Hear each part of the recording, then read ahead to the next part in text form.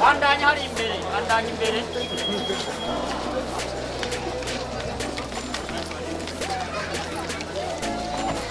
Bandanya nimuze.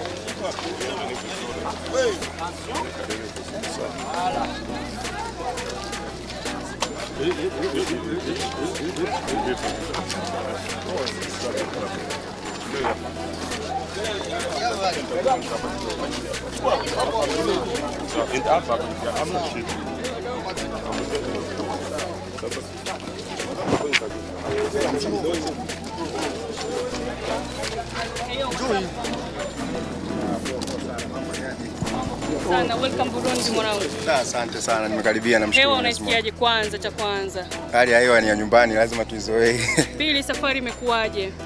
Safari imekuwa poa, mchoko kidogo hapa na pale nini. Kitu gani unatuletea tukipatia hapa airport? Kitu kikubwa zaidi sana, yani na vingi vya ambavyo nimewaletea, lakini kikubwa kwanza kumuona brother wangu hapa, nimefurahi zaidi sana. Unajua kitambo sana wanajeshi ni kitu cha kwanza. Kuna kitu kingine cha pili, sina mambo mengi zaidi ya kusema. Tutakutana tarehe 12 pale. Asante sana. Naona kuna watangazaji wengi, nisije nikawala muda wote. Yeah. Hatima tumefika Buja. Wanajeshi taendelea ama vipi? Wanajeshi kama hivi unavyotuona. Wanajeshi tunataka kujua mngali wangapi? Hiyo tutajibu tarehe 12 pale tutajibu zaidi. Hapa tuwezi kujibu.